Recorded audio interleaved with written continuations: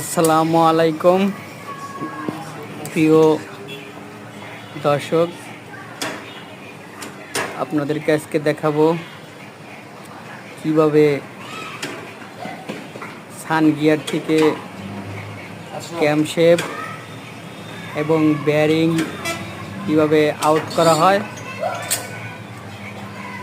কারণ এটা হাতুড়ি দিয়ে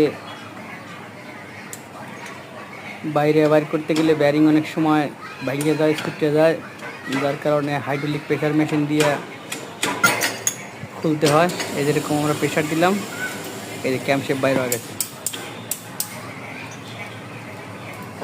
এখন আমরা দেখবো এর বেয়ারিং একটা বেঁকা হয়ে গেছে, যার কারণে আমরা টাক দিয়ে সোজা করে নিতেছি। অনেক সময় প্রেশার এদিক ওদিক হইলে বেঁকা হয়। এরকম এই বেয়ারিংটা চলতে চলতে এক সাইড ধরে গেছে, মানে সিজ করছে। ওই যে সাপের থেকে তো ওই বেয়ারিং না ভিতরে তো খাওয়া গেছে, কাজ করে দেবেন। কি সুন্দরভাবে থাকে এর উপরে একটা, কারণ এটার সাহায্যেই ডায়েট মোটর ঘোরে। আমি মোহাম্মদ মাসুদুর রহমান।